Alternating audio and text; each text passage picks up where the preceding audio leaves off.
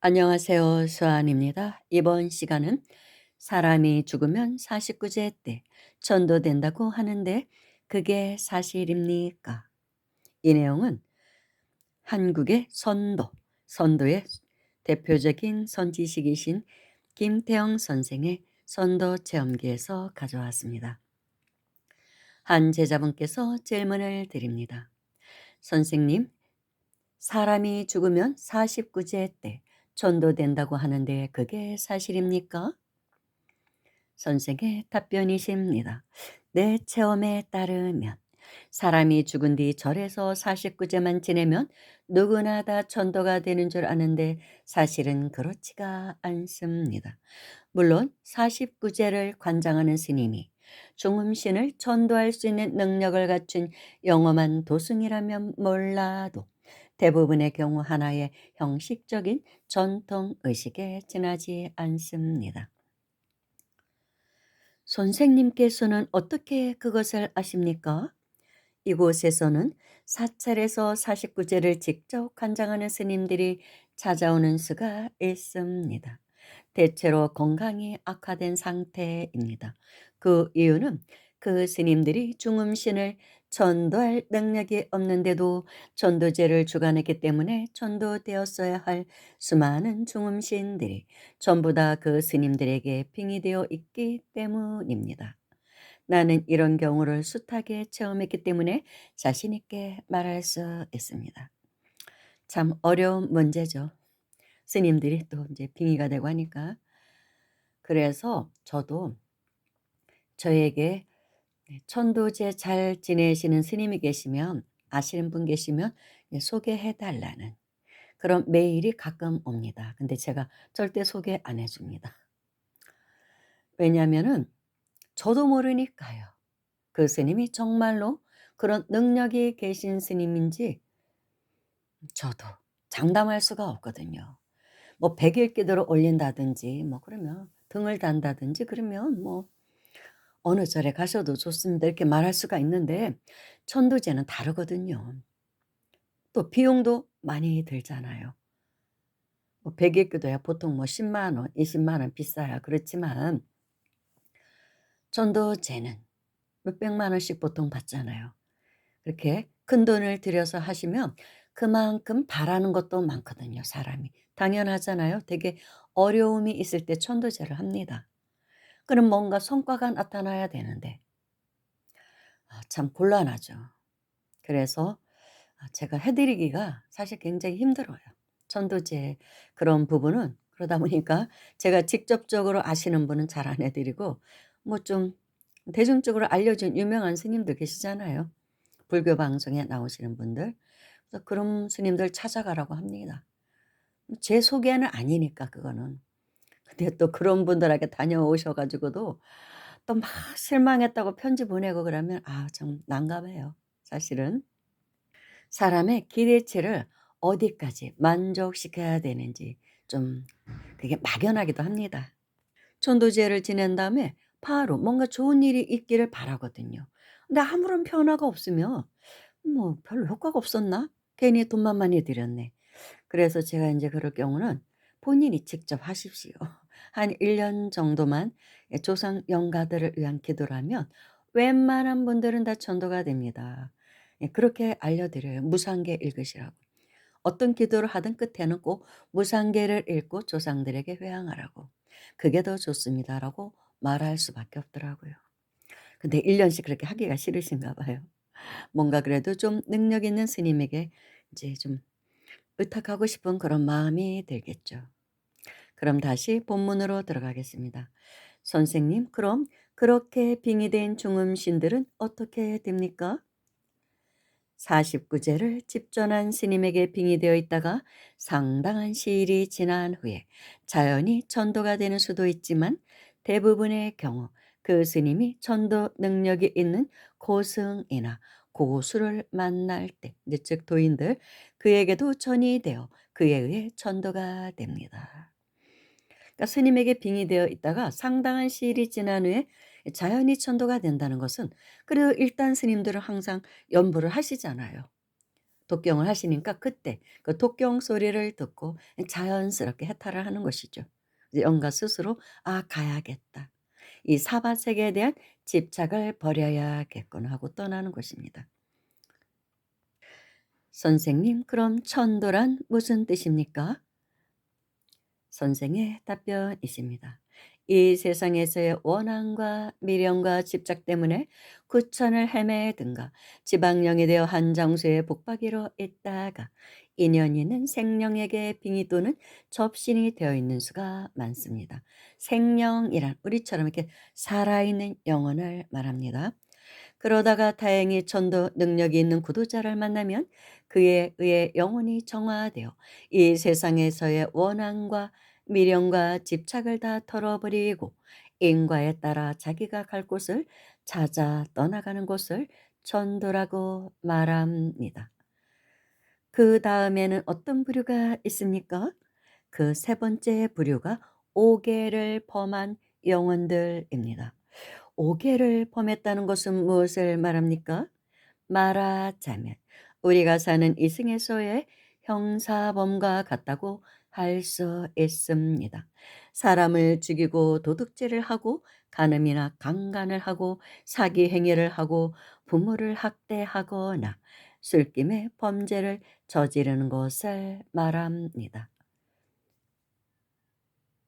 선생님, 군인은 전쟁에서 사람을 죽이는 것이 본분이 아닙니까? 선생의 답변이십니다. 군인이 공익을 위해서 명령에 따라 전장에서 적을 살상하는 것과 개인이 사욕을 채우기 위해서 살인을 하는 것과는 근본적으로 다릅니다. 개인의 욕심을 채우기 위해서 살인을 하고 도둑질을 하고 강간을 하고 거짓말하고 사기를 치고 주사를 부리는 것은 두말할 것도 없이 모두가 오계를 범하는 것이 됩니다. 예, 주사는 술주정이죠. 이런 사람들은 현실 사회에서 현행범이 경찰이나 검찰에 의해 구속이 되는 것과 같이 일단 숨을 거두는 순간 저승사자에게 잡혀가게 되어 있습니다.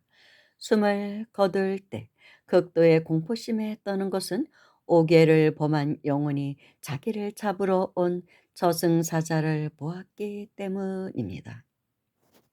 선생님, 중음신이니 저승사자니 염라대왕이니 수다원 사담 아남 아람 보살 부처니 하는 말은 불교에서 쓰는 말이 아닙니까? 그렇습니다. 제가 그러한 용어를 쓰는 것은 내가 불교도이기 때문이 아닙니다.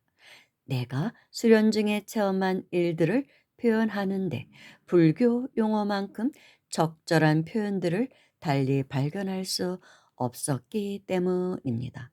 또 빙인이 빙의령이니 지방령이니 하는 용어는 불교 용어가 아니고 근대 일의 서구에서 일어난 심령과학에서 쓰는 용어들입니다.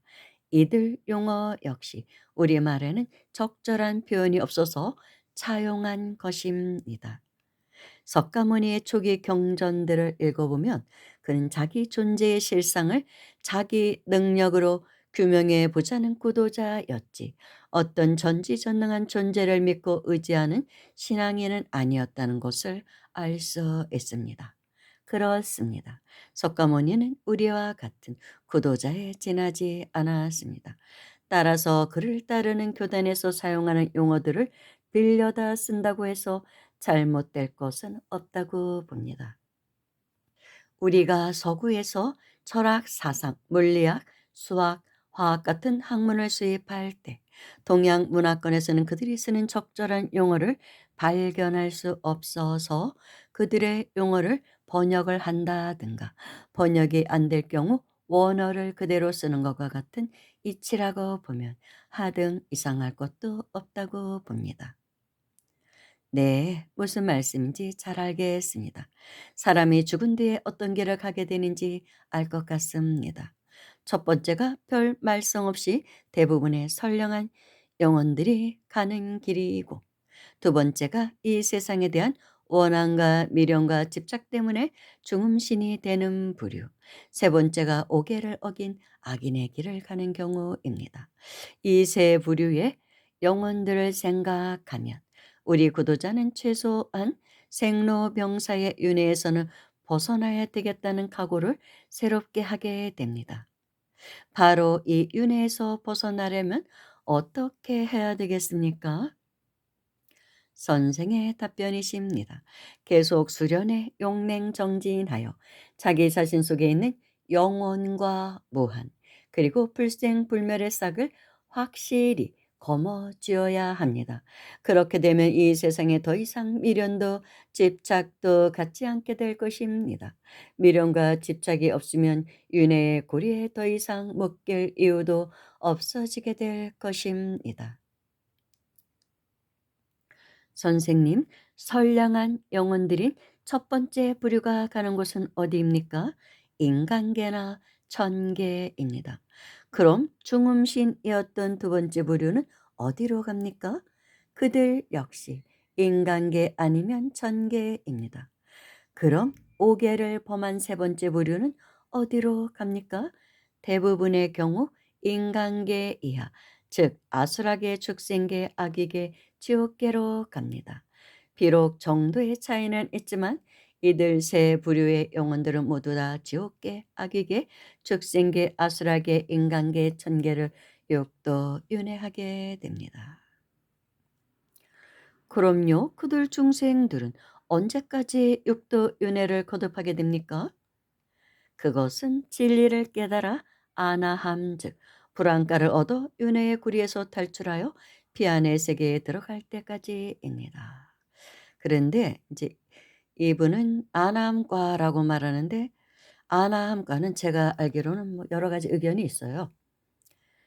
욕계, 이 욕계에는 다시 돌아오지 않는다고 합니다. 불안가가. 그런데 삼계, 욕계, 색계, 예, 무색계를 다 벗어나려면 아라한과를 얻어야 된다고도 말합니다. 뭐가 정확한지는 솔직히 모르겠어요.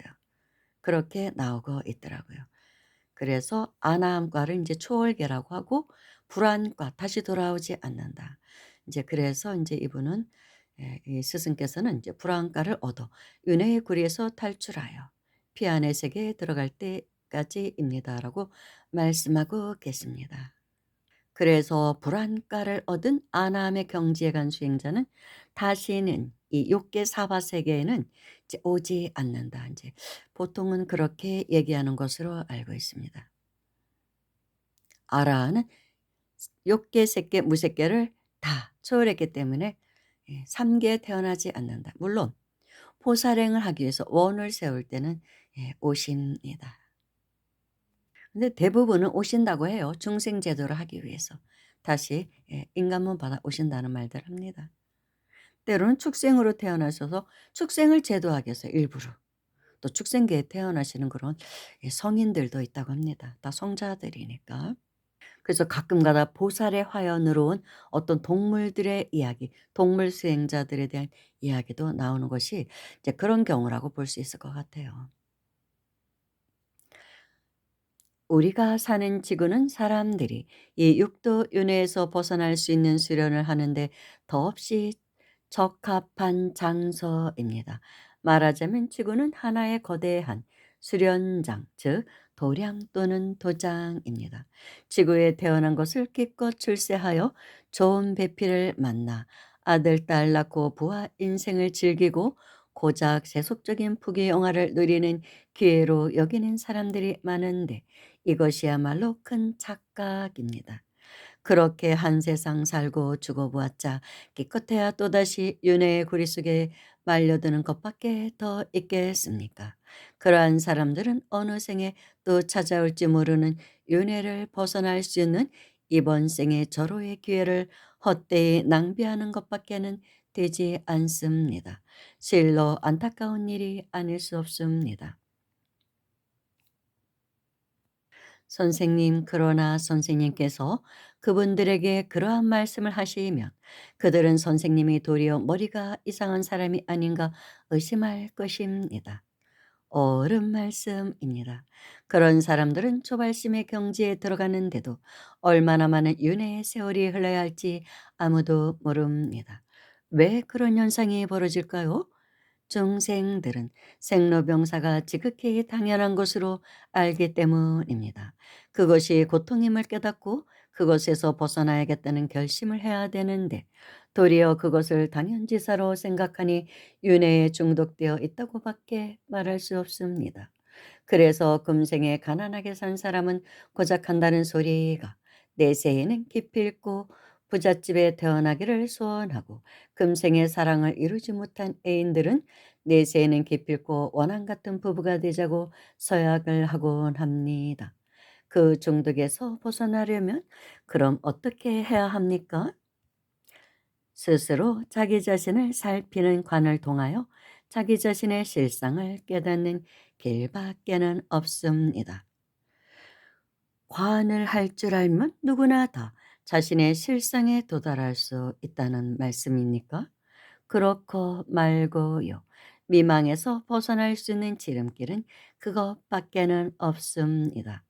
단지 조심할 것은 관을 하되 사욕을 채우는 수단으로 이용하지 말고 오직 자기 자신을 객관화시켜 놓고 냉정하게 관찰할 수 있어야 자기 자신 속에서 시공과 물질을 초월한 진정한 실체를 볼 수 있습니다.